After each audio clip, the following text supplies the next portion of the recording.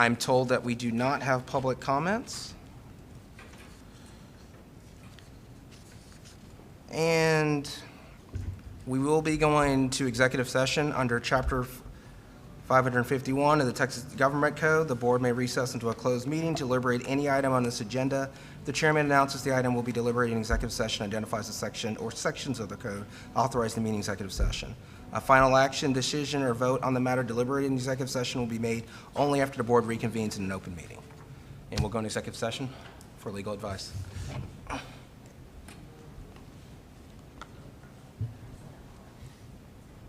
So, can somebody announce where we're going?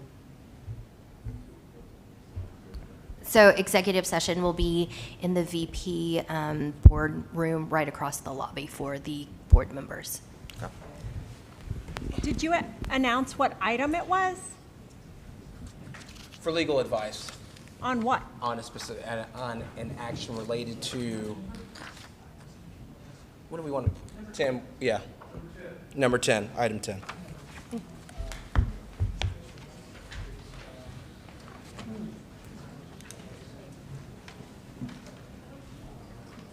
Just got situated.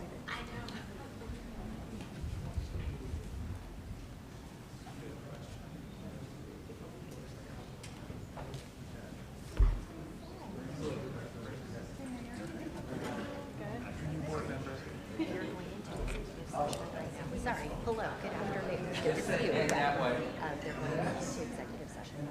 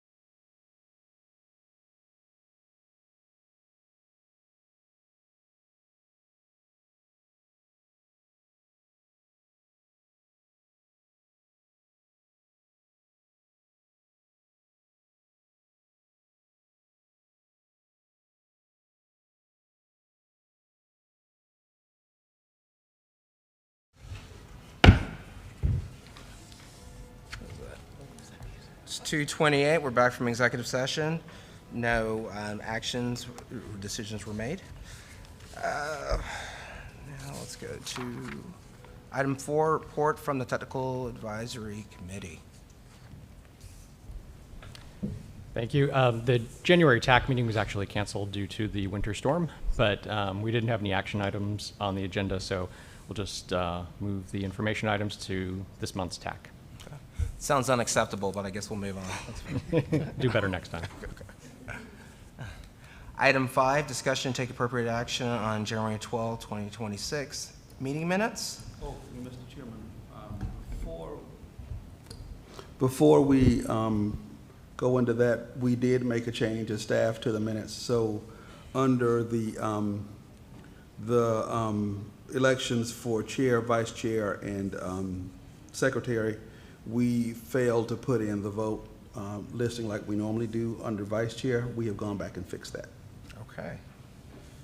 So motion to approve the meeting minutes as amended? Amended. Okay, Second. okay. Do we have a copy Let me, The new version was posted on the website last week, the updated version. As minutes are in the packet. They are in the packet, the revised minutes are in the packet, and the packet was reposted last week. Okay. Did it answer your question, ma'am? All right, excellent. All right. All who approve, say yay. Yay. Disapprove, say nay. I was waiting for someone to say disapprove. Okay. did we get some motion in there? Yeah. Did you record did you guys record the first, I second? just didn't hear, so that's why I was asking. Okay. Okay, can the person who moved, please? She said she got it. There we go. She got it? Yep. Okay. Kip said she got it. All right. Okay. Or bring the microphone closer to me. There we go. I expect no less right there. Okay. All right. Then item 6, discussion, take appropriate action on funding swap for 183A frontage road projects. Ryan. All right, thank you. So this item, bringing back the information item from last month, where we are requesting a funding swap between Category 7 and Category 2. So just a little bit of background here. The 183A project, you can see the current funding for that project has $110.4 million worth of CAMPO sources. This is surface transportation block grant funding, as well as transportation alternative set aside. And so the project has been bid, and the low bid for the contract came in at $139.6 million, which is about a $30 million delta. And so to close that delta, TxDOT is requesting that the Transportation Policy Board exchange $23.4 million in STBG Category 7 in TxDOT vernacular for the equivalent in Category 2 funding, which will be applied to the 183 frontage road to cover that funding delta. The Category 2 funding that TxDOT will provide will be applied to any recommended projects in the 28 to 2031 project call. So anything that is ranked and recommended in that, we will apply the Category 2 funding to those eligible projects. As we talked about last month, Category 2 does have a slightly more narrow set of restrictions for those funding sources, namely that it has to be an on-system project that addresses congestion. And I was looking back at the submissions that I'll talk about a little bit later, and I think about at least a good third of the projects are on system and meet the scope definition to be eligible for Category 2. So it just goes to reason. We'll see if those show up in the recommendation, and those will be applied to that for that. And so on the bottom there, you'll see, I do want to point out the $23.4 million will get matched by the state as well.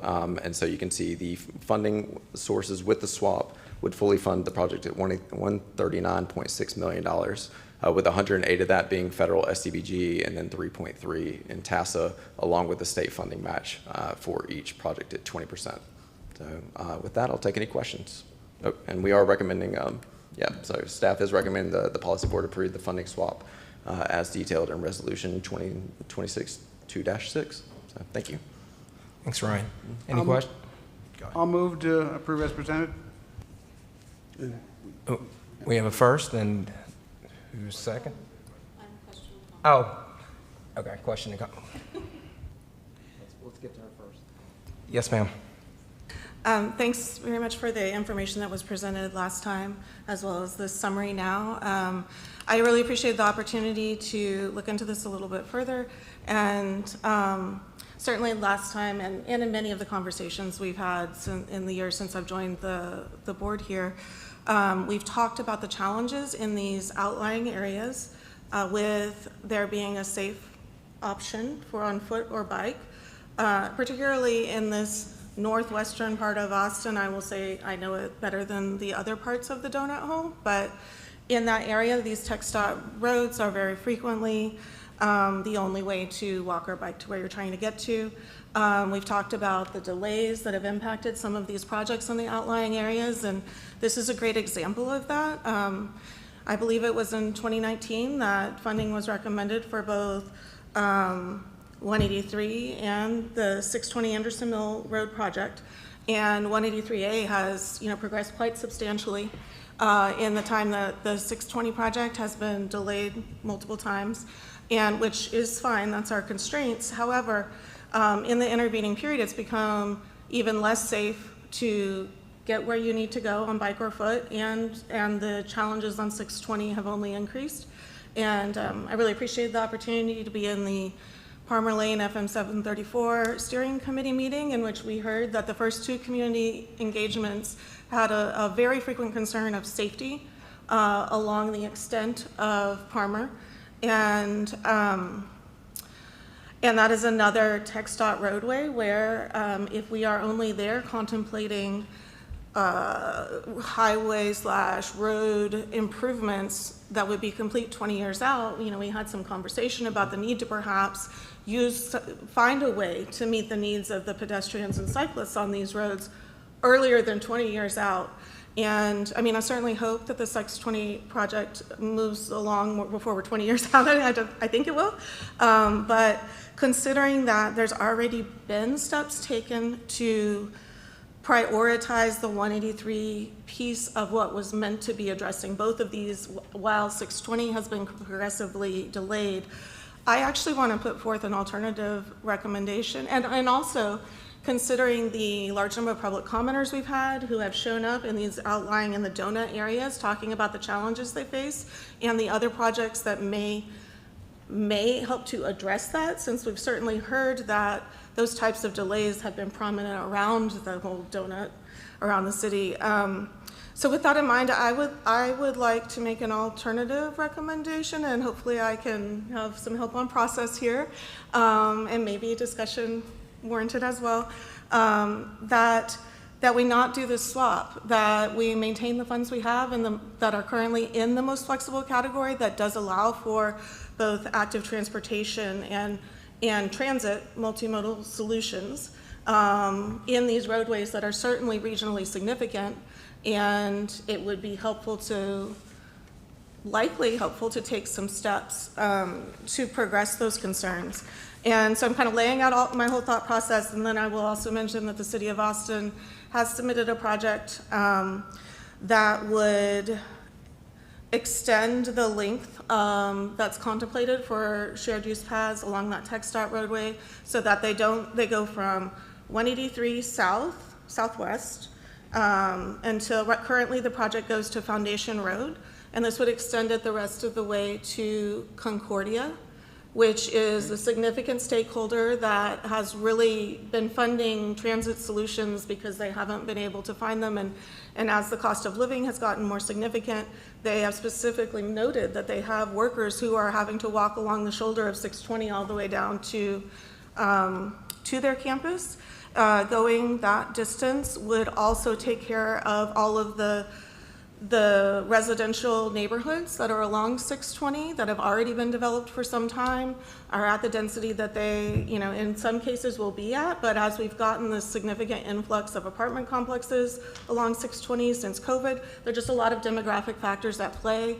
And considering that there has been a TxDOT project in the mix for some time, I want to put forth the possibility of not making the swap, but rather of of prioritizing the extension of the 620 project that was always intended to be part of this, and in some of the uses that would no longer be allowable if the swap concludes. This is an area that it is part of this patchwork that y'all have heard me talk about over the last year, where it goes in and out of full purpose City of Austin, Travis County, limited purpose zoning, ETJ. It's quite a mix there.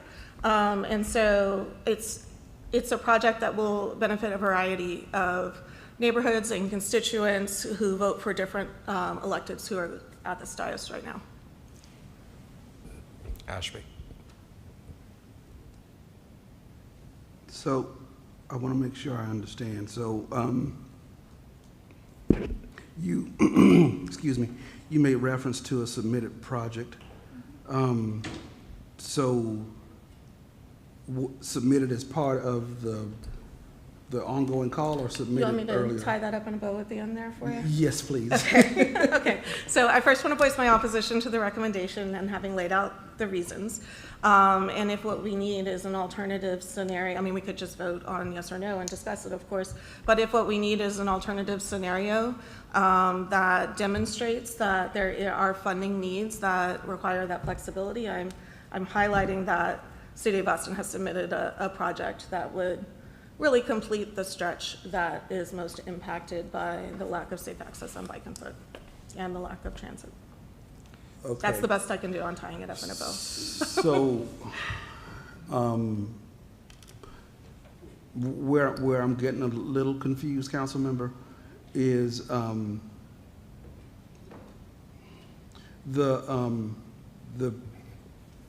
project that would replace, if that's the right word, that project has just been submitted. We staff have not gone through that yet to make sure it's meeting criteria and everything else.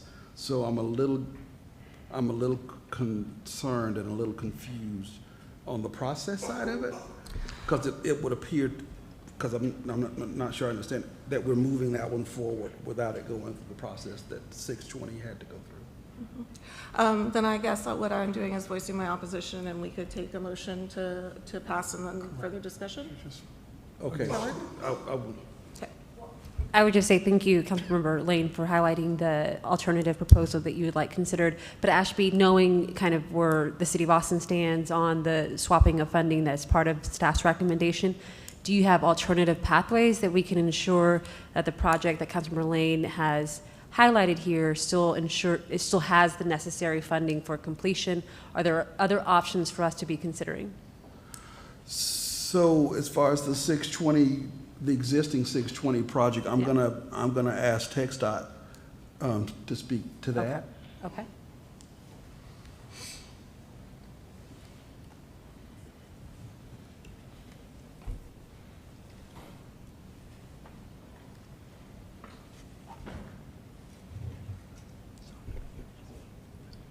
So for the existing 620 at Anderson Mill Lane project, a question on the current funding?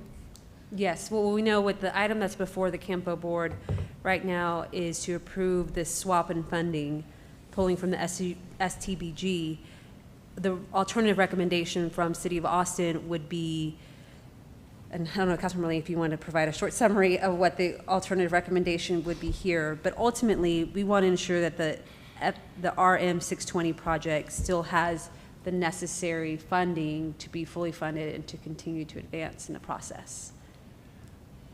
So we are, TxDOT is still currently developing the 620 Anderson Mill project. We're putting it through the UTP funding call through TxDOT, and we're also was submitted as a project for this call. So we're actively trying to fully fund that project for construction as we continue to develop it. So I guess, can you help me understand, though, with this recommendation before our board to approve, that would change a portion of the funding allocated, how does that impact the timeline for this project, for the 620 project? I'll defer to Ryan, but this. I just wanted to clarify, there are two 620 projects now. I don't want anybody to get confused. There's the 620 at Anderson Mill that TxDOT has submitted which what Brandon was referring to, and then there's also another 620 project that connects to it, but it's not the same project that was submitted by the city of Austin. So I just want to make that clarification. Correct. Make sure we're talking about the same projects. Chair, I think the point is that if we use this flexible funding for on-system road, then we have less money in the pot for which this Austin project would be competitive. All the projects in there would, be competing for less money. So I believe you're asking a question they can't answer today. The project isn't scored, but you're making a good point that there will be less money in the flexible pot of funding. So we all have to hope that our projects are up high, because the one at the bottom probably won't get funded. And I guess from my standpoint is that, okay, are we trying to make a decision on an assumption? And should we, if that's a possibility with that? So I just asked Ashby, and tell me if we're correct here or not, but TxDOT said they had to find out a decision one way or another by March, beginning of March? We do. Our financial team is looking at closing the books on this project. So this project is under construction. 183 frontage roads is under construction. We're $23 million short, and we're asking to use $23 million of Cat 7. But one thing I heard today that I didn't know, and I'm glad Ryan brought it up, is, and we'll get to this later on the agenda, there's about $1 billion worth of projects in the Cat 7 call, and you said about a third of them would be eligible for Cat 2 funding. So that's Just roughly, at first glance, I haven't gone through the whole thing. fair enough. Yeah, but that means at there's least. probably $300 million that will be scored and eligible for this Category 2 funding. That is, it is narrower, but not a whole lot narrower. And I have the definition of Category 2, and it addresses mobility, added capacity projects to mitigate congestion, as well as traffic safety, roadway maintenance, or rehabilitation. So it's pretty broad. What it doesn't cover, and I'll be honest about that, is active transportation only.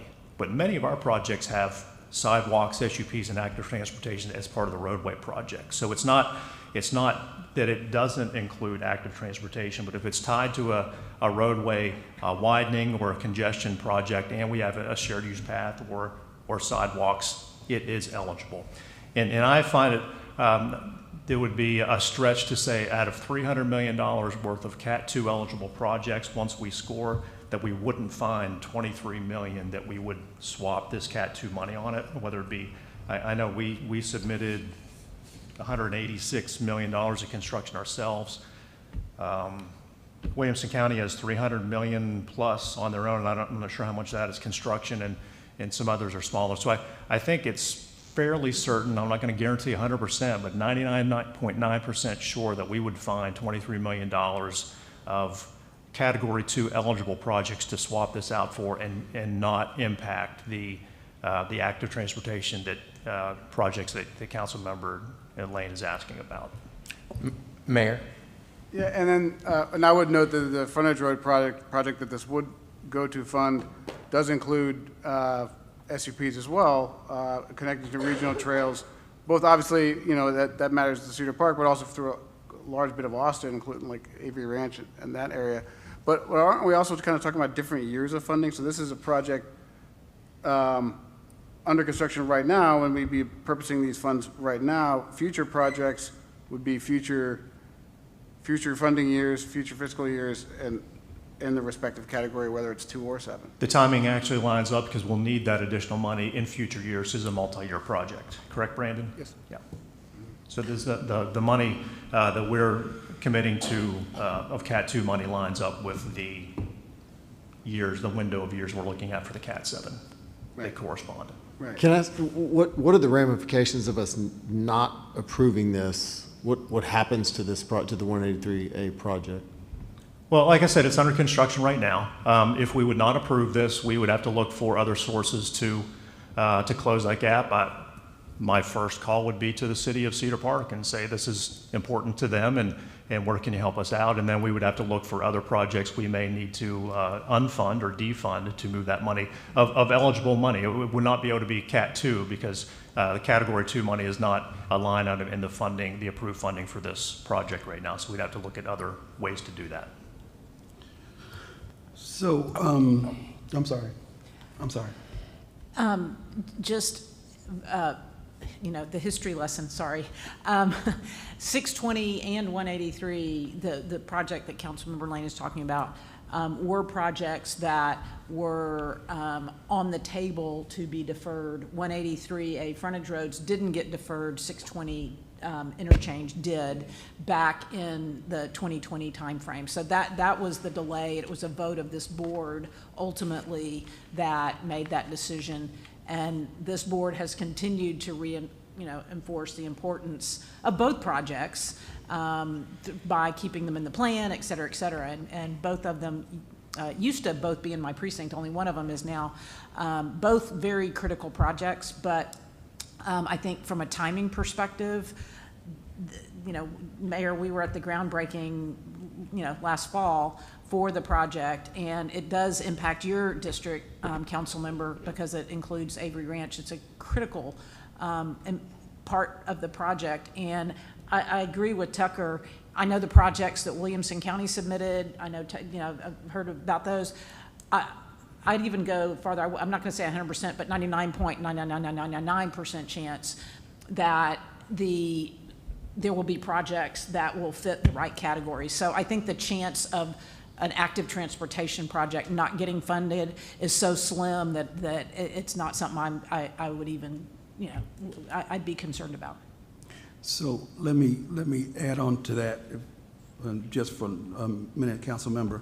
So Commissioner Howard, you said something earlier that reminded me of something that that probably hasn't come out in the conversation yet about this. So in terms of the funding that we're talking about strategic surface transportation block grant, Category 7, federal funds, and then Category 2, which is largely state funds.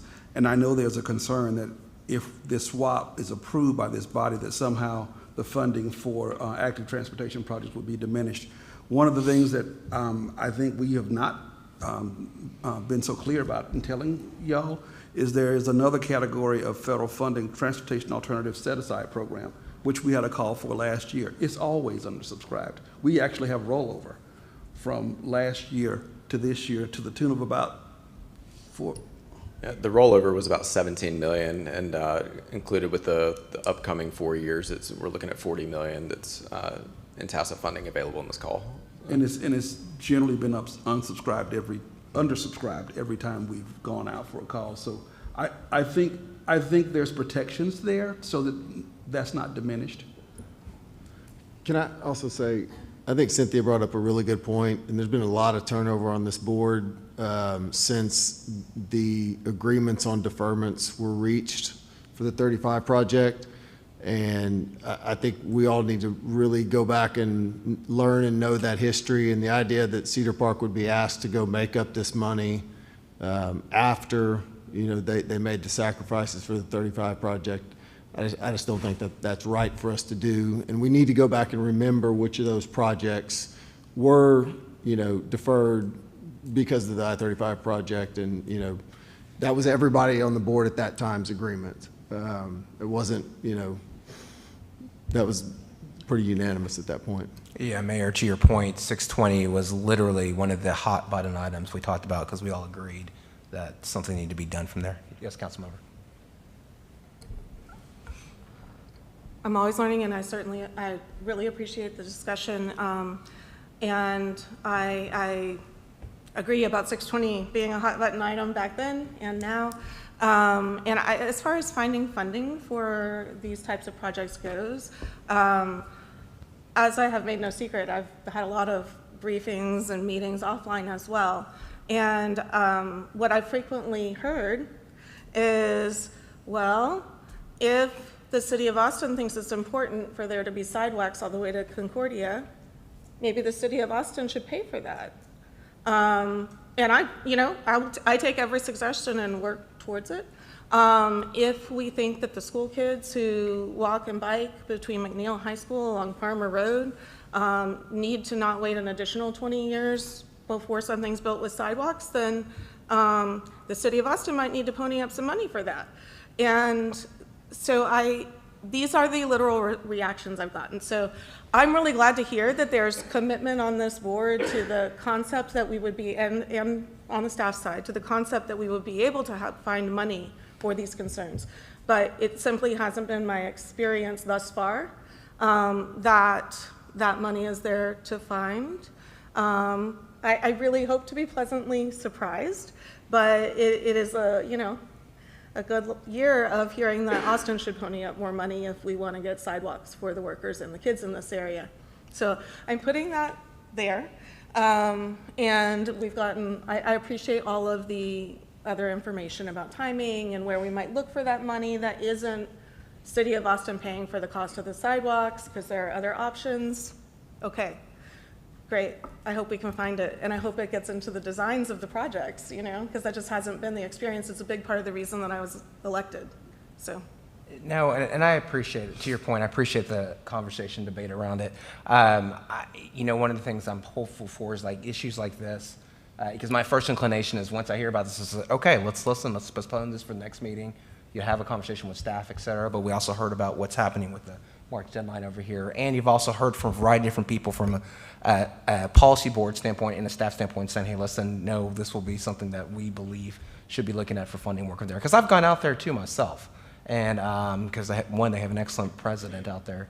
And two, it's amazing to see all that growth and development and be shocked by not seeing the sidewalks and everything else in there from there as well. So, but to the mayor's point, we don't forget about 620. That's something that, trust me, that was a very healthy debate and conversation up there. So no one's looking at leaving you out in the lurch for that. So I do appreciate that. I appreciate the history being brought into it as well. So with that said, do I have a motion to approve 6A or 6 as I think the mayor made a motion. Oh, we had. I thought we had an alternative we had to deal with first.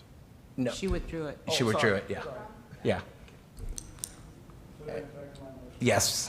So now that we have a second. Commissioner Long, that's excellent. I love having Mayor Houston's always, she's going to be my wingman, letting me know if I'm on point from a Robert's Rule of Order on this. Okay. All those in favor say aye. Aye. All those opposed? Count me as opposed, and I'm also a proxy for Councilmember Siegel. Excellent. Chair, I was also opposed, sorry. Okay. Thank you. I'll also be opposed, and I look forward to being pleasantly surprised and then coming along on these votes in the future. Thank you. Okay. Anyone else? Okay. Ayes have it. Oh, I'm sorry, go ahead. Oh, no. Not this item. Oh, okay. Okay. Item 7, discussion. Actually, that was the item. So can we move Ada plus Hondo has to leave? Oh, okay. Someone's trying to make special requests of the chair over here, so that's fine. Well, it's too late now, so we're going to embarrass him. Item 8, briefing on the integrated infrastructure consortium concept. Thank you, Mr. Chairman. So when we had last month's board meeting, you heard me make reference to me having new ideas again. And so this is the item that I promised that I would bring back this month to talk through. So early part of last year, I was visiting with Matt Harris and our attorney, Tim Tuggy, and then also with one of our consultants, Pete Peters.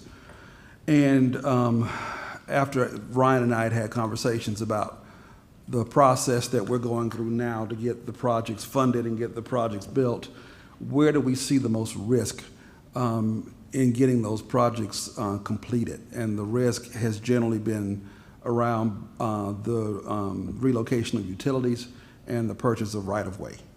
So after we identified that and talked through, well, what things might we do to help reduce some of that risk and make sure that we're getting projects to construction and completion in the least amount of time possible, because time is money. And the longer those projects sit out there, inflationary pressures tend to take effect, and you end up with shortfalls or other issues. So the idea was to look at how we might partner with both our local governments, but also with utility providers in the region, such as Austin Energy, Pedernales Electric, AT&T, Atmos Gas, those types of folks, and to see can we agree to some sort of working group consortium where we would start to share information about the progress of projects as they're going to the construction process. One of the things we've seen, and it's kind of a patchwork across the region, is some project sponsors are pretty good at making sure the utilities know what's coming in advance. Some folks aren't as diligent about providing that to the utilities, and you need to give them some heads up well in advance so that you've got a pretty decent chance of them saying, okay, we've got that in the pipeline and we're going to be ready to deal with that before you hit the next phase of project work. So with that in mind, we decided, Matt Harris and I and a few other folks decided to go over and visit with Lower Colorado River Authority, and the reason being we thought LCRA was in a position where they could help us both on the water side of this, and I failed to mention water as a utility earlier, and that's a big utility for us in this region, but also on the power side as a way to understand what we're doing, because for those folks that don't know a lot about LCRA, they probably got more going on the power side than they do on the water side. I didn't know that till recently.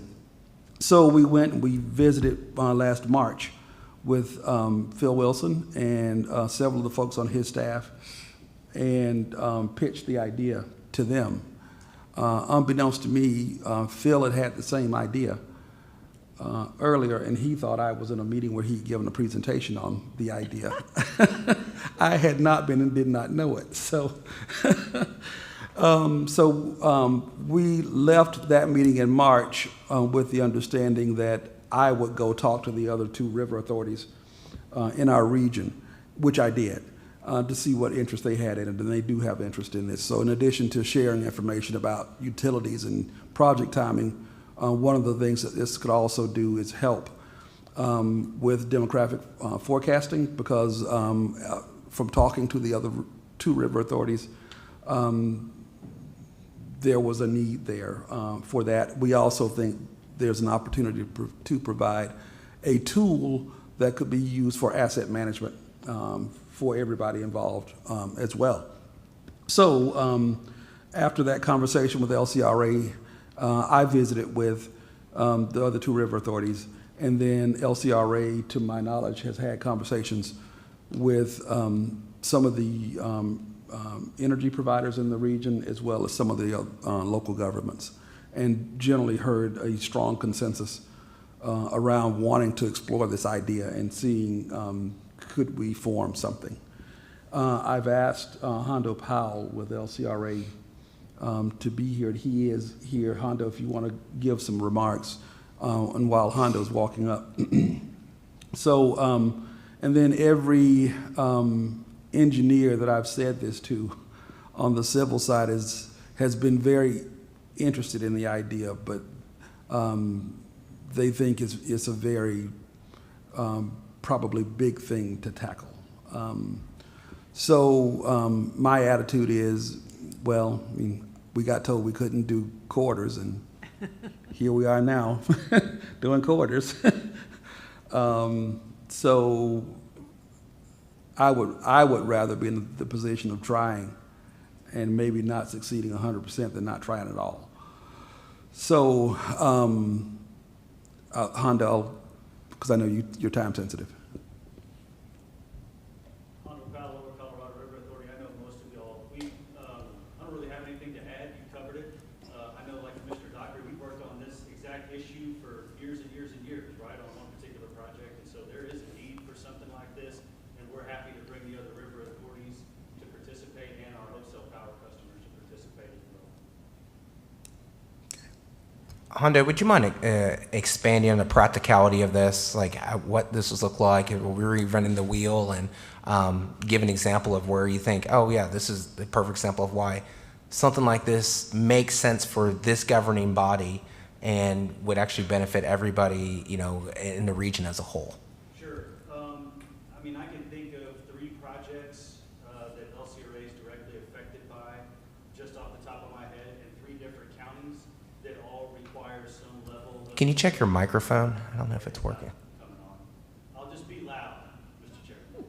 I can think of 3 projects in 3 different counties that LCRA somebody is fixed affected by, either by virtue of a transmission line easement or a water easement, or, I mean, a lot of people don't know we own a gas line easement, right? And so these are all 3 relocation projects that have huge price tags just for the utility relocation. And LCRA was brought into discussions around those way after the cakes had already been baked, right? And so those are some surprise numbers that come out when we get talked to and they want to find out, well, how much would it cost to move a 138 kV transmission line? I can tell you it's not cheap and it's going to be more expensive tomorrow, okay? And so those are, we've seen this in lots of different iterations, and I know that many of you are working with Pedernales Electric Co-op or Blue Bonnet Electric Co-op, and they cover, you know, big parts of the areas in some of your counties. Jodan, in your county particularly, Pedernales serves all of that except for, you know, like the city of Vernon, right? And so anything that's going to happen over there is going to include PEC in some way, shape, or form. So our thought when we talked with you, Ashby, was, well, we should just get together and talk about all this stuff before it becomes a surprise later on. And I think that's the key point to that, is that oftentimes, we all know that utilities, I mean, delay, that's the worst thing that kills projects. And you don't know what you don't know if you're not being involved with that, particularly when it comes to trying to get some of the bigger players online early. Matt, I saw you shaking your head when he was talking about moving these lines. Do you want to expand a little bit of your experience? Yeah, since I'm the closest thing to an evil developer in this room, I can assure you that, and I can think of 2 right off the top of my head, that where we started a project and asked to have a temporary power pole moved, and it took 6 months and basically delayed the construction of the project for that long. I had actually, this was my kind of one of my more crazy ideas from the standpoint of Josh and I have talked offline on several occasions about water and the problems that we have for water. And actually, one of the things I threw out one day was just, you know, maybe what we need is, you know, a more regional solution to our water issues. And unfortunately, what's happened just as a result of action at the state level is that we're starting to see the balkanization of provision of utilities.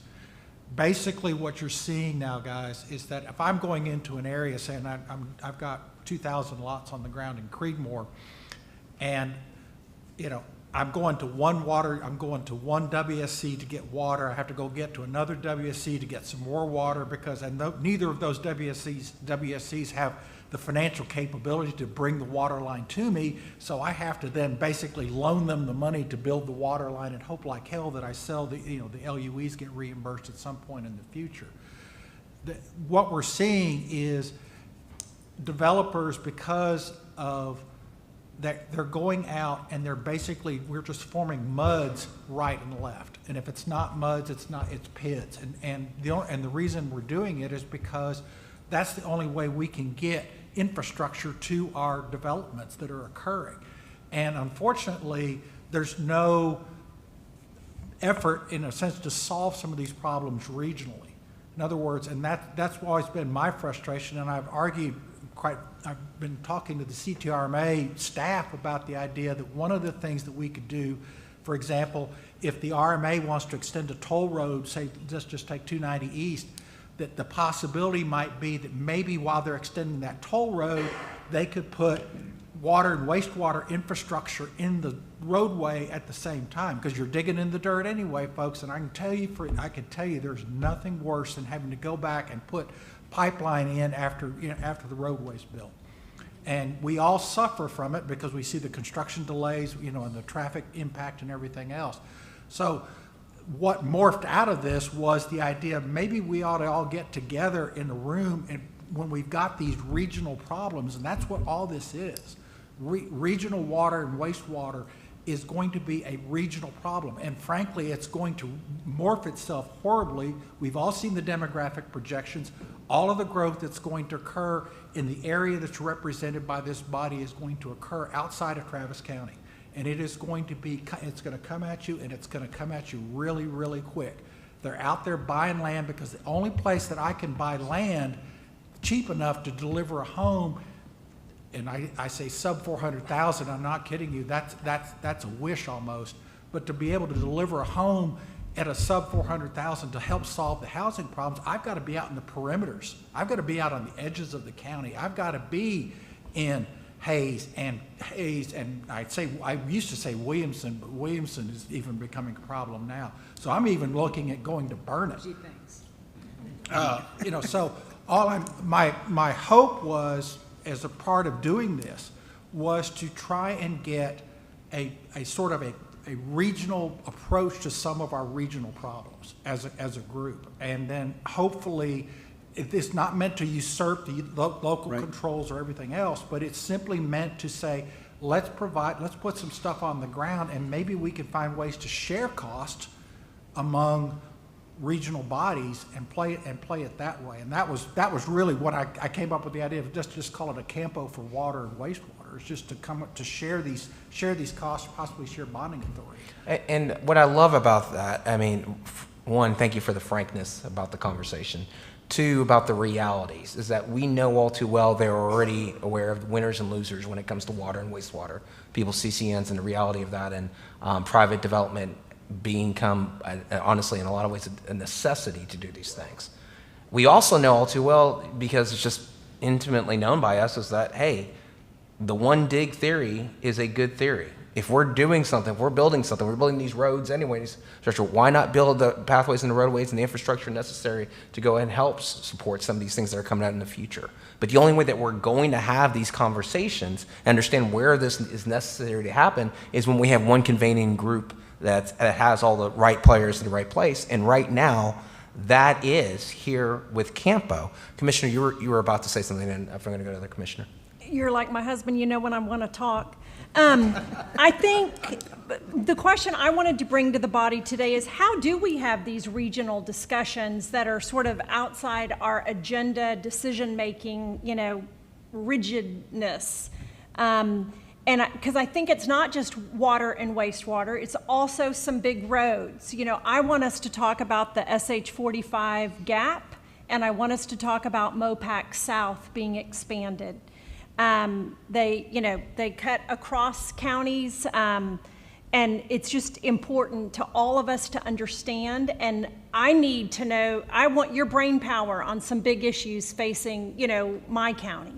And so I don't know if this would sort of could CAMPO discuss water and wastewater? Is that within our purview already?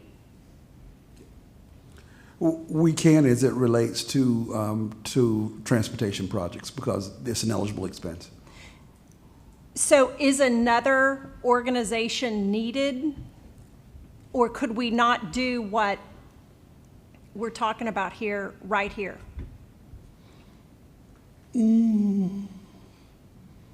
That's a groan I haven't heard before, right? I'm trying to think through it. The wheels are spinning. Get some clarity on the proposal with this.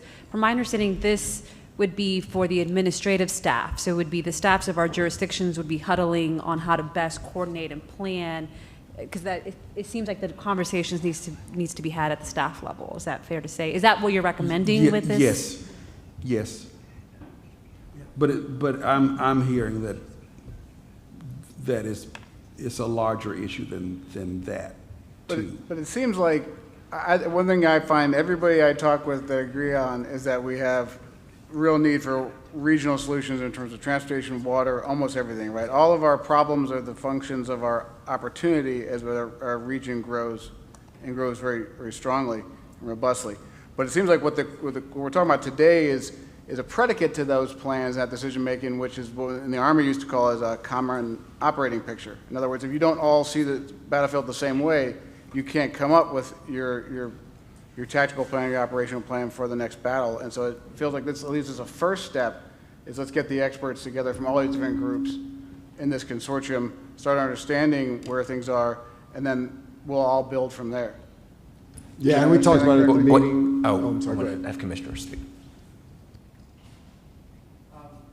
It almost seems, there it is, okay. Yeah, it almost seems like there are kind of two issues being discussed. The other day with Hondo, we talked about some specific projects. I think you mentioned 3 projects, Hondo, that you guys kind of got brought in late on and had some pretty significant dollar amounts that needed to be discussed associated with those projects.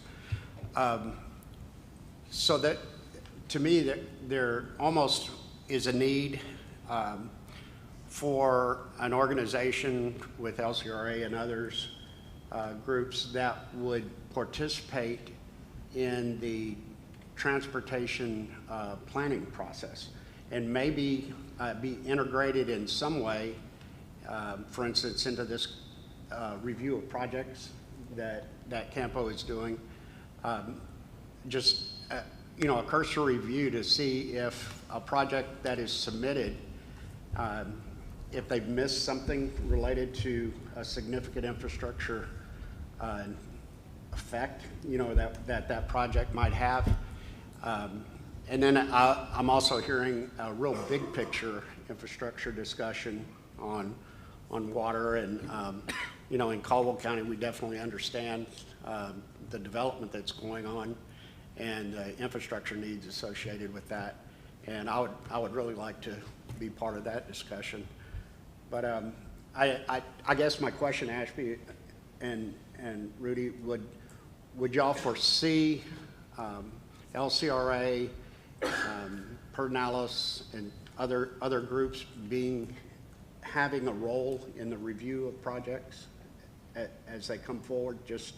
Just a quick check to see if there are impacts, unseen impacts. Yes.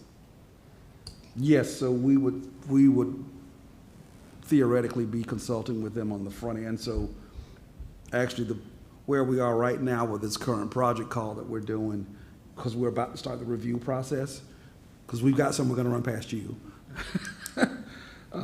But yes, we would ask them to look at those and tell us. But would that be informally? You would just call them up and say, I have a project here that I've got some concerns about, or is it a more formal process where they've got a formal role? We're looking for a more formal structure and a more formal role, because today, I mean, we can call Honda because we know Honda, but we don't know a lot of the other people. Oh, no, I was just going to say, at the meeting last week, we talked about also bringing in private folks that are in our right-of-way data, you know, private oil and gas lines that we need to involve in the discussion too. So I think convening these people in a space where, you know, outside of this body, I think is going to be real important. Mayor. I'm sorry, I'm having a moment of, we're not doing this already? However, I would say that waiting for a formal thing, I wouldn't. So much good can come out of just collaboration. Of the call for projects, are those things that could be found through an open records request? As in, is there anything wrong with running those by, just saying, here they are, let us know if you see any issues? So since we have to take them out for public outreach, I don't think there's an issue as far as that's concerned. I rest my case. Yes, ma'am. Yes, ma'am. Is there a funding mechanism that you're proposing with this? Is that what the membership tiers are, or is? Matt Harris is paying for it all. Wait.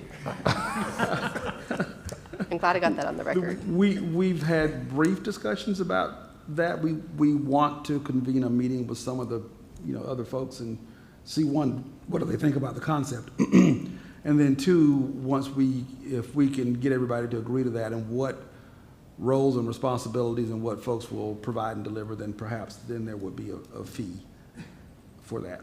I'm not looking, the short answer is I'm not looking to come to this body and asking for y'all to fund all of this out of Category 7 project money. That makes sense. Are you looking for kind of a pay to have a seat at the table? Correct. And that would And come. access to information. Okay, and so that would be available to all the utilities and all the local entities and at tiers? We haven't Don't know gotten that far yet, but that's one of the ideas that was thrown out there. I don't know where we'll end up. Are there examples of other places in the country that have done anything like this that? I'm unaware of any that have tried. Okay, great, thank you. Mr. Chairman, Yes, ma'am. I'm getting lost here because I'm thinking it is in their best interest to be able to look at this. That's on them and their time. We provide them the information, wait for a response. They should be grateful that they're getting it this early, and we go on down the line until, and we whenever they've got something that says, uh-oh, this is what you need to know about this, that's only benefiting us. So I don't see why anybody needs to be paying anybody else. Just send the information out and get it done. Yes, Commissioner. When this concept came up, Williamson County has, our taxpayers have approved close to $2 billion worth of transportation projects over the last 20 years. And we have a full-time engineering firm that works on utility coordination, because what we realized is going to the utilities one project at a time was not helpful. And so we have one firm that speaks with one voice to all the different utilities for our different projects, which is very helpful. But I will say that the challenge is roads, people don't know when they cross from a TxDOT road to a county road or a city road. They just, they know they drove somewhere. Water and wastewater is very different because that's funded by, cities or the MUD or whoever. So, as hard as we tried, we knew we had a corridor project down Ronald Reagan and tried to work, and it worked as best we could with LCRA, but we have to be realistic. That they've got timing issues, that they have to deliver a certain amount of electric capacity on these transmission lines, and so they're not always going to wait for our projects.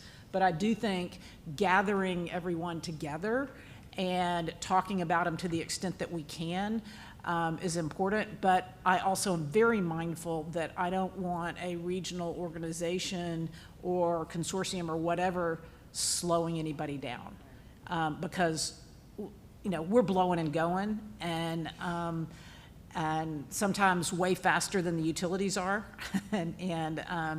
So I think it's a phenomenal concept to be able to talk about it at that level, but it's incredibly complicated. I agree. Incredibly complicated and incredibly important, too. Yes, Mayor.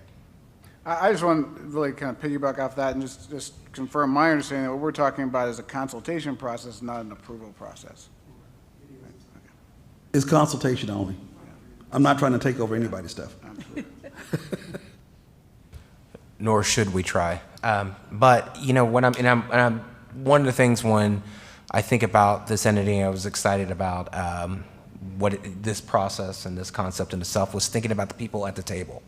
And that we do have the right people at the table here in this entity to be able to actually begin that kind of conversation, have that kind of structure, help to go ahead and bring some folks together who oftentimes either miss each other passing in the night or frankly don't know each other exist. And given the growth and development that's happening in this region, I'm excited to see the possibility of us trying to address this. As Mayor, the way you put it, you're like, dude, we're not doing this already? But we should be. And so, my thought process here is that to see what they can come up with, see what we can do. We are going to be on the cutting edge about this, which is not the first time, to be honest, when it comes to this entity right here. And I do think we can make a demonstrable difference in trying to make sure that we help a lot of these projects down the line sooner rather than later, just by having a conversation, just by being cognizant of some issues, just by being aware of, hey, listen, keep this in mind when you're trying to go about doing these things. Yes, ma'am. Thank you, Chairman. I would just ask that since the TAC, the TAC has not been briefed on this concept yet, and I know certainly for me in the city of Austin, I would want to hear their, their opinion, since they will be more closely involved with the project timelines and deliverables. I would want to hear from them on their recommendation. Absolutely. And we'll put it on the agenda, the upcoming agenda. Any other questions? Great discussion, y'all. Hondo, did we get you out on time? Okay. Now let's go back to item number 7, discussion on Breaker Lane North funding and scope change. Ryan.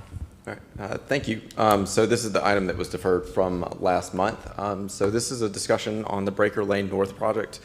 So I have a little bit of history to go through here. So the Breaker Lane project is sponsored by Travis County, and it's currently under discussion to determine the appropriate path forward, really regarding changes to the scope feasibility. So I think it's important to get a little history on this. As Christine Trimley was working with TxDOT, going through a systemic review of all of our projects, we came across this project that was awarded in 2011 jointly both to Travis County and City of Austin. They both got an award to fund this project. And then the City of Austin transferred their award to Travis County, so a total of $1 million was awarded by this policy board, essentially to do 100% design, schematic, and engineering for the Breaker Lane North project. And so the City of Austin actually annexed the majority of the project limits sometime in 2014. And so and the original scope, as I mentioned, was for 100% design. Because of that annexation, the original scope that was approved by the policy board is deemed no longer appropriate, essentially, to move forward with. And so we've been working both jointly with TxDOT, City of Austin, and Travis County to determine a path forward.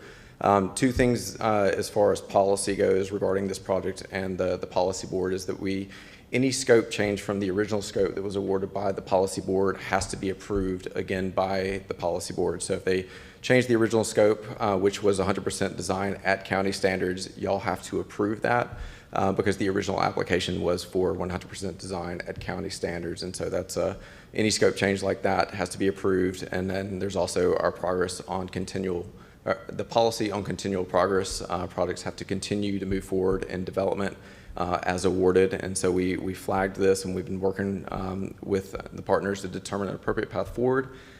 They have just recently gotten the design to 30% design status as of December 2025, at which point we told them to pause work until we brought this to the policy board to determine the next steps. So there are 4 options essentially. So the City of Austin and Travis County are requesting a scope change to 60% design at City of Austin standards, which are a little bit more stringent than the county standards, and a little more expensive to design for. So that's option A, and that's the maximum design achievable with the current funding available. I do want to point out of that $1 million award, they've spent about $480,000. I'm looking at Christine for the quiz, but so they've spent about half of the award, and so they've got about $500,000 left, and that would get them to 60% design at City of Austin design standards. So one thing we did request, which was available in your backup packet, is we requested a firm commitment from the City of Austin to continue development of the project after they get to 60% design in order to support the option A recommendation to the policy board. Travis County also provided a schedule that was in your backup packet for the next steps.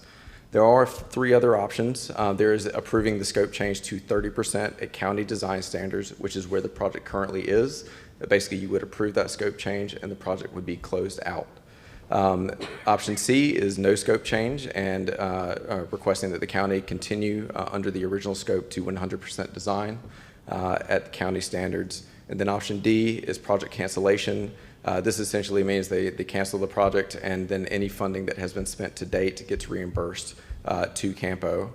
So the $480-something thousand they've spent would have to be paid back to CAMPO, and the remainder of the award is canceled.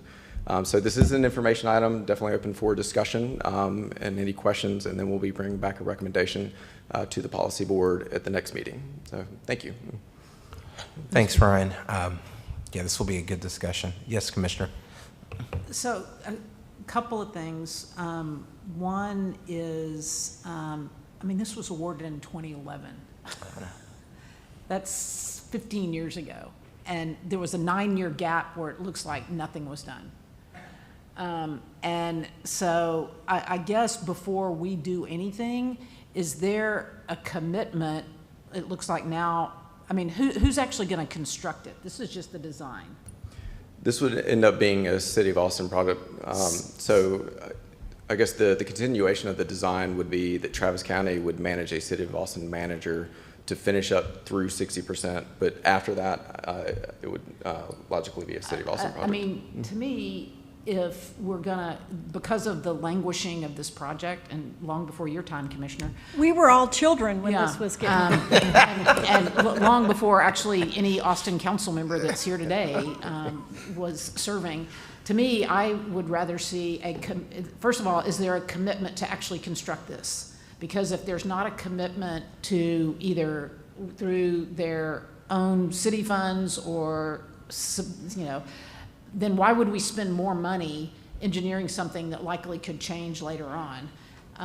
And it obviously, it either fell through the cracks or it wasn't important, but these are important transportation dollars. And unless there's some sort of commitment by either the City of Austin or Travis County to actually construct this, why would we spend any more money furthering engineering? So, Commissioner Long, we had a similar concern as staff.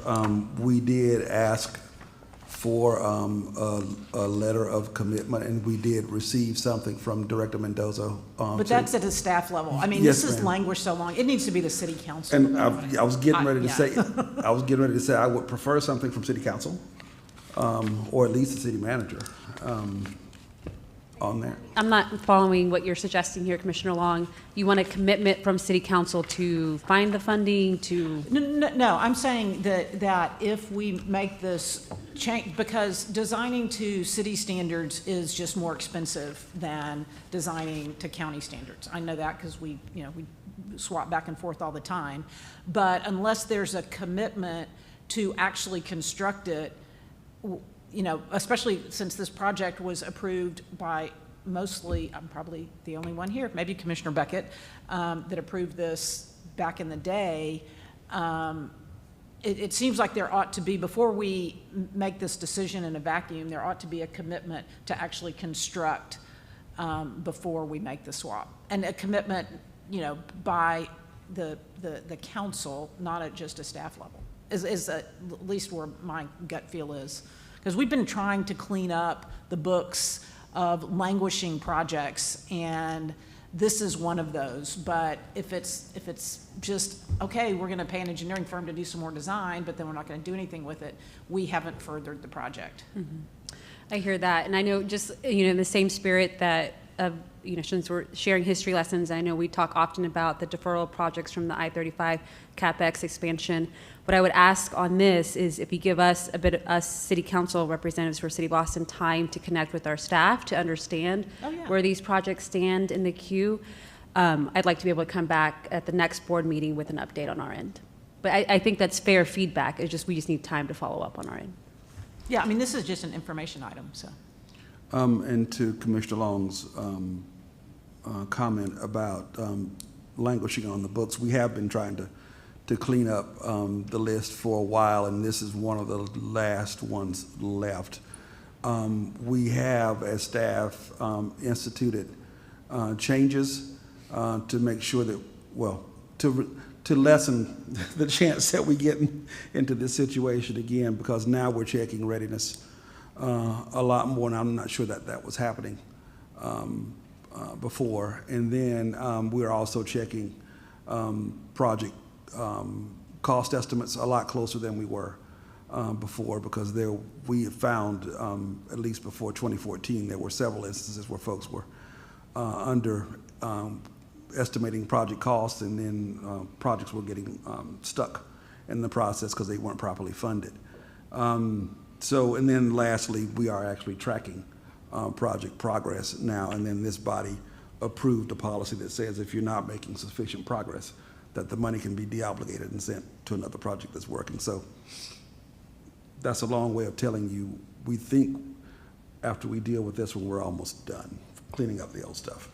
And that's why, I mean, I appreciate the conversation on this, because when we talk about project calls, this is why it's so important to talk about readiness, cost, and tracking projects, because the point is that when we don't do those things, when projects aren't ready, even though they ask for the funding, they do languish on the vine. And obviously, you know, as Councilmember Fuentes put it, I mean, we all can't keep going back and checking on these things right there as well. But now we got staff who's reiterating, making sure they have something in process to check on and make sure that this kind of thing from 1845 doesn't happen again. Yes, Councilmember. I just want to note that in order to evaluate the options that are before us, I think it would make sense to ask for a similar level of demonstrated commitment to the cost from Travis County as it would from City of Austin, because as I understand it, the cause of the languishing was the substantial, like, quadrupling of costs after it was contemplated. And so if we actually want to evaluate which of these decisions make sense, we need to establish that Travis County is prepared to construct at 60% in the event that the City of Austin doesn't, and as well as confirming that the City of Austin is willing to fund construction at 40%. I think, unless I'm missing something, and that's why I'm kind of laying it out, because as Councilmember Fuentes said, like, we will go and do that work in consultation with staff, but I want to make sure that I'm understanding exactly how these things relate to each other. Well, I can't speak for Commissioner Trevelyan, but I believe in Commissioner Howard when she says that she'll check with staff and work on what's going on right there as well.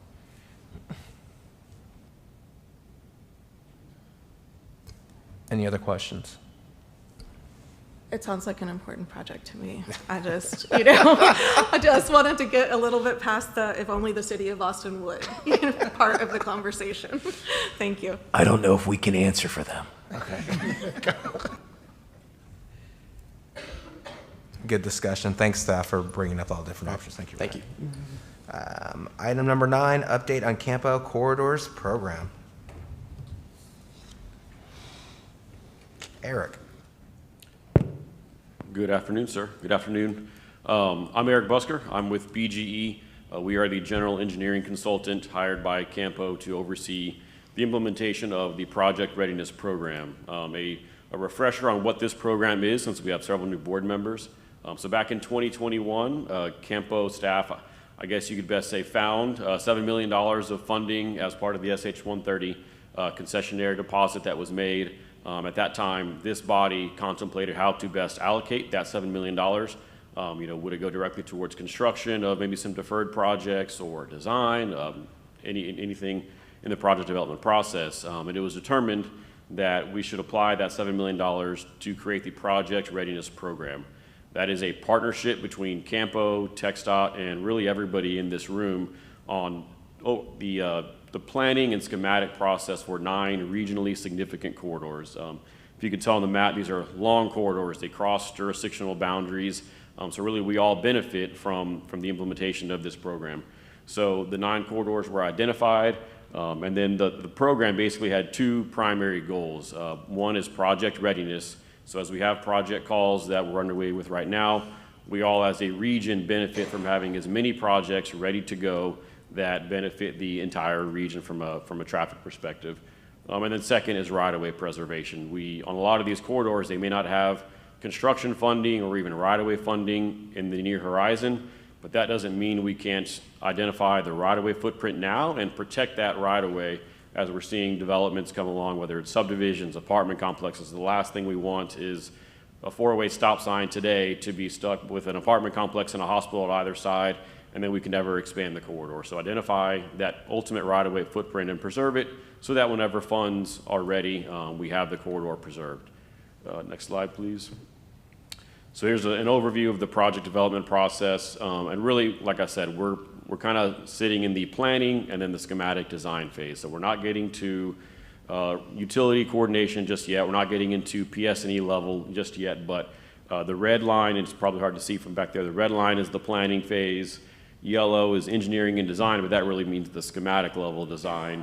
And then green is environmental. So we're kind of living in those phases of project development. Next slide, please. So there's 3 corridors underway right now. I'll go into each of those 3, just to give you a little bit of idea of how things have been going in the last few years. So the first is FM 973 from US 290 up to US 79 up in Taylor. Many of you are probably familiar with the Samsung semiconductor plant just off of FM 973. This project is broken out into 3 segments. The north segment is from Samsung Highway, which is at the south end of Samsung's facility, up to US 79 in Taylor. We are wrapping up that schematic design right now. We as the GEC are overseeing another consultant do that schematic development on behalf of TxDOT. So TxDOT benefits, but they also don't get the added workload since their internal staff is already very busy. But so we've been working on that one since about 2024. We're wrapping up schematic design and environmental documentation. We expect to have an approved schematic in Q1 or Q2 of this year. We did have an open house on that project. I believe it was August of 2025. Very well attended, a lot of support for the project. The public is definitely seeing an increase in traffic generated by Samsung and the other developments in Taylor as well. And then what we're calling the South Central segment is from US 290 in Manor up to Samsung Highway. That one's kind of just now getting started. We have a public meeting coming up, I believe, in April. So we'll go to the public, we'll say what we call the data collection, introduce the study public meeting. Hey, we all can agree that there's some improvements needed on this corridor. Public, what are you seeing in terms of needs you'd like to see addressed, improvements you'd like to see made, whether it's safety, pedestrian, capacity. So that's kind of the first phase is the data collection phase. The second phase is the alternatives development phase. So we'll go back, we'll look at some different typical sections, some different alignment options, see what best helps traffic. As you can imagine, traffic is projected to explode along this corridor in the next 20 years. And then we'll take those options to the public, say here's maybe 2 to 3 options. Here's, if we just look at the numbers, what seems to be the most preferred alternative. Public, what do you think? And then we'll take that feedback and then identify and finalize the preferred alternative and take that back out to the public one more time. And then really kind of finalize the schematic for that preferred alternative, do an environmental assessment or a categorical exclusion environmental document. We'll work that out with TxDOT, but hoping to have an environmentally cleared project by early 2028. Before I move on from this corridor, the north segment, we're actually planning on going to construction in 2028. I think that's a testament to the very quick return on investment made by this body.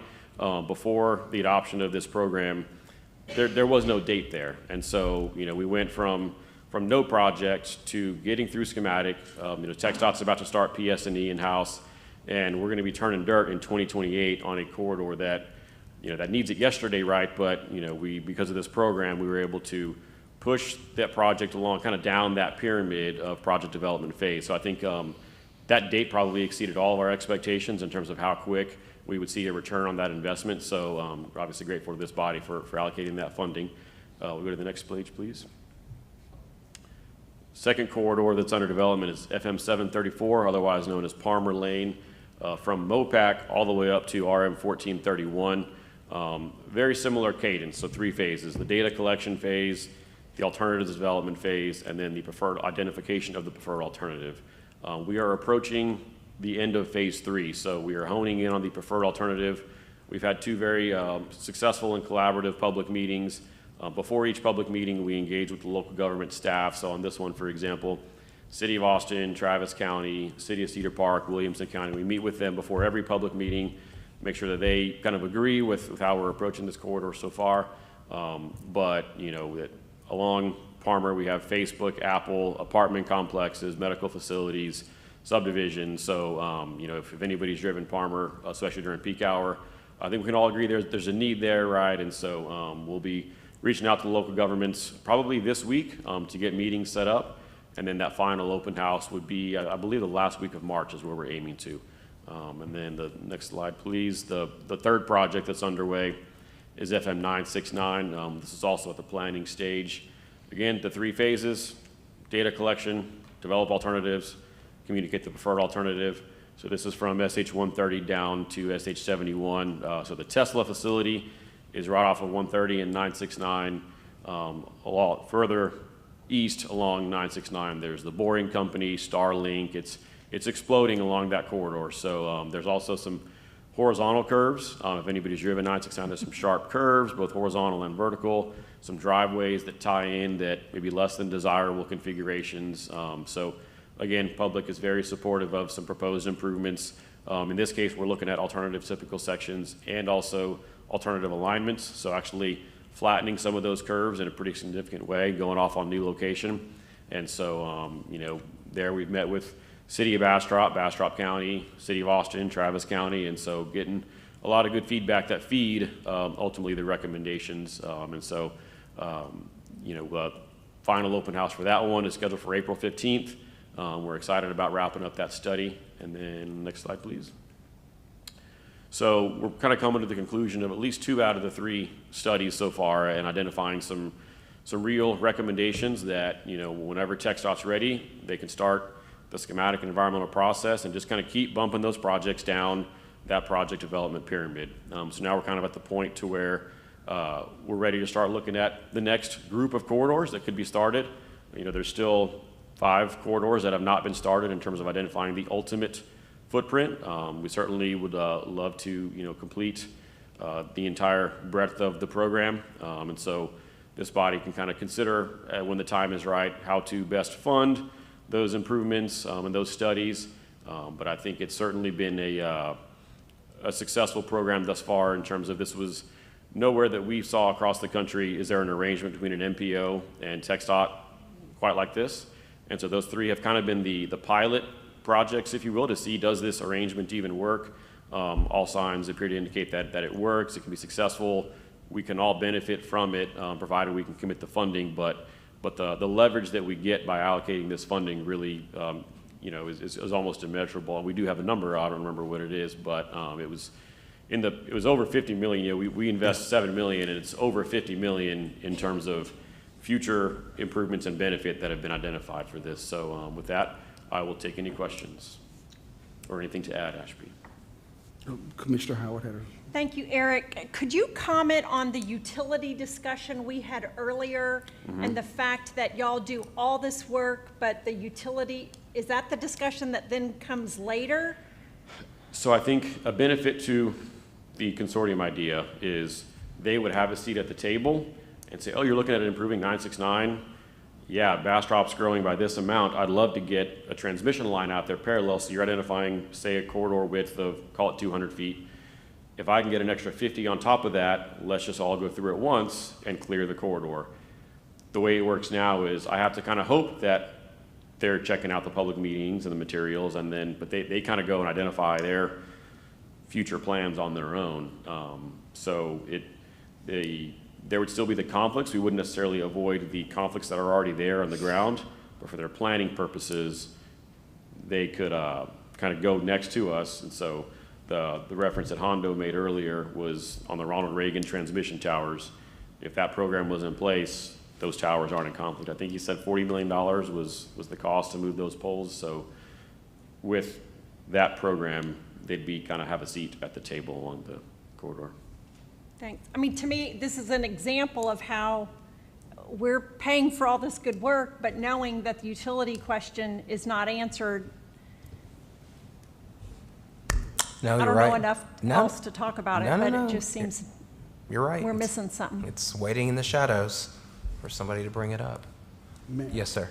Well, and just to echo what Commissioner Howard said, I mean, this is the classic case, and I guess I was going to ask Eric, when we're talking about right-of-way, are we just talking about roadway right-of-way, or are we actually anticipating the possibility of buying sufficient additional right-of-way to accommodate, you know, future utilities, you know, down the road? Because it's certainly, you know, I'm using 973 as an example. I'm more familiar with that one than anything else. But right now, I can buy that land by the acre.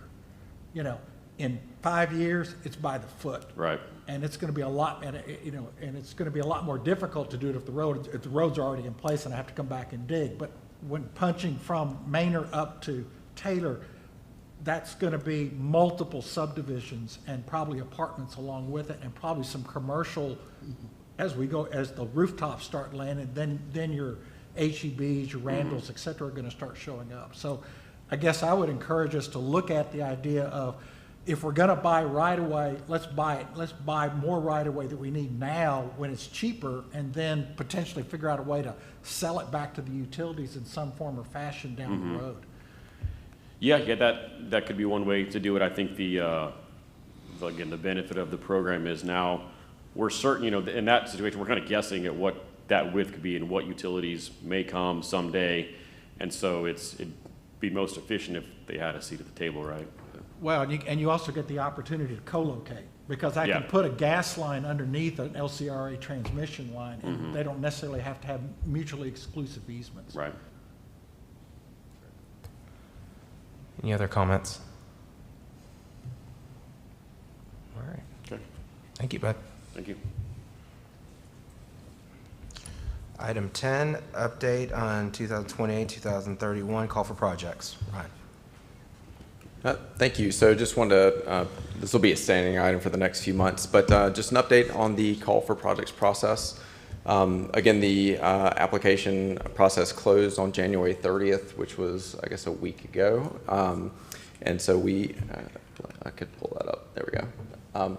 So we are now officially kicking off the review process, which we have basically 8 weeks to do a huge sprint where we've got about 22 individuals independently reviewing the applications for readiness and also the benefit evaluation to bring that back to the policy board and get everything ready and a recommendation item for information on May 11th, and then potential action on June 8th.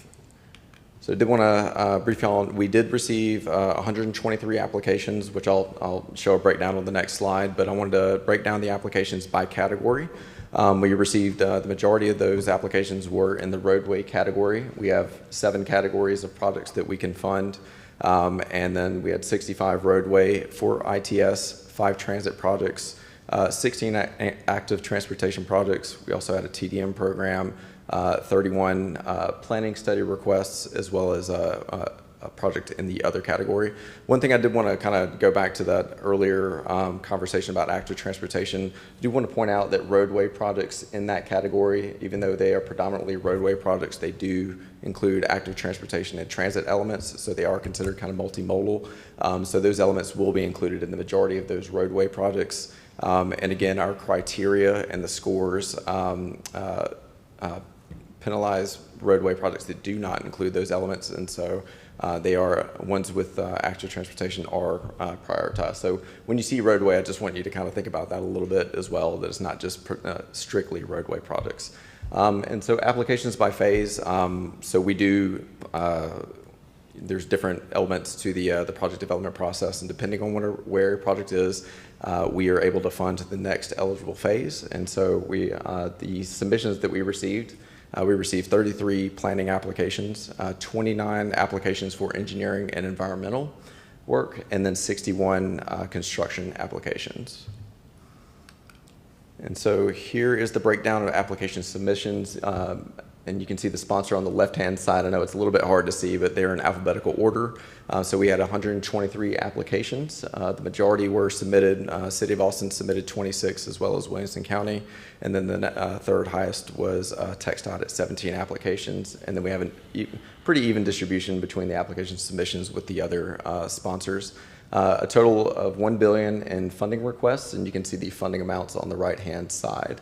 And so, again, we received basically 300% over what we have available to allocate. So, again, we have around $388 million with which to distribute to projects with $1 billion worth of requests. So we'll be bringing you updates as we go through this application review process. We have a lot of work to do, but we'll certainly send out a full list of the applications and the application project names and things like that in future meetings. But right now we're currently just wrapping up the organization of the projects and going to kick off scoring on Wednesday. So that is my update. So thanks. I'll take any questions. Thanks, Ryan. So Ryan, can you go back to the slide that showed submittals by phase? Yes. Thank you. So probably at the April meeting, since we'll start getting into the project evaluations this week, I want to, or I plan to, bring back an item probably at the April agenda to ask this body for direction, or at least some indication of where you think you would like to end up out of these three phases that are here on the right-hand side.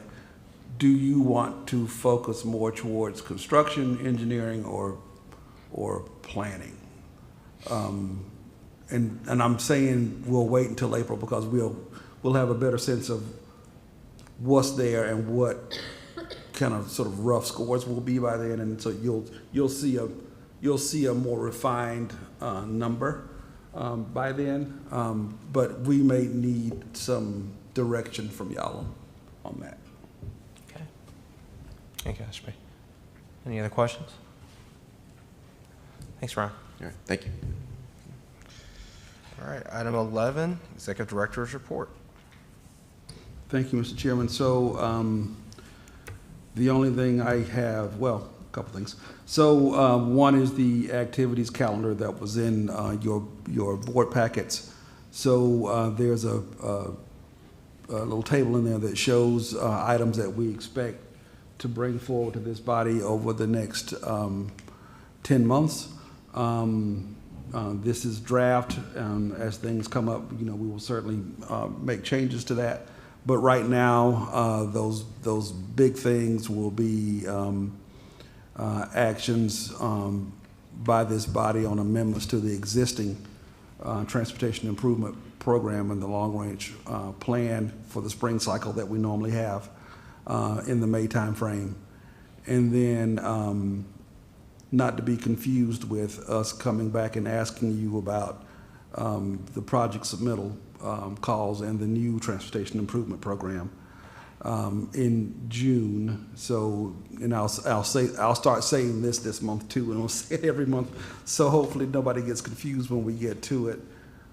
The existing transportation improvement program is in effect until Federal Highways approves the new one, and they don't happen at concurrent times.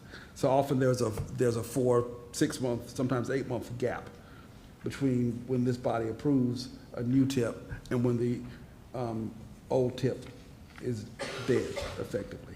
So we make sure there's an overlap in there. We carry things forward so nothing gets lost in that transition period. So we'll have that. Then we're also expecting that we will have at least one unified planning work program amendment, and for our new board member from City of Kyle, that's our budget at staff every year. So we'll usually have one spring, and then usually there's another one in the fall when we have to close out the books for the fiscal year because we're on a federal fiscal year cycle. Then we'll also have, at least we know, a fall amendment cycle for the plan and tip again that we normally do, with an action on that anticipated in November like we normally have. So like I said, we'll update that as we continue to have changes, but that's where we are on that right now. So I'll stop there, Mr. Chairman. I appreciate that, Ashby. I do want to say, and that closes out item 11, so now it's for announcements. So my announcements are the next technical advisory committee meeting is February 23rd, 2026 at 2 p.m. March 9th, 2026 is the next policy board meeting, which will be canceled because, as we know, many of us tend to have spring break and other things that collide with that right there. We may have something for y'all though, but we'll talk about that later. And next transportation policy board meeting will be April 13, 2026 at 2 p.m. Ashby's too shy to say this, but I do want to read from a letter that I received from the Association of Metropolitan Planning Organizations and from their executive director, Bill Carruth, who specifically denoted Ashby's leadership and support and guidance on the national level has been invaluable, and how lucky they feel that we shared his efforts here with them and his insights. Oftentimes we talk about the things that we're doing here. We talk about our executive director and how we are cutting edge and leading the way. This is another example, again, when we talk about what Ashby and staff have done, have really made a demonstrable difference, not just here in Texas, but across the region. So I'd like to go ahead and clap and say congratulations, Ashley. Otherwise, we are adjourned. Welcome.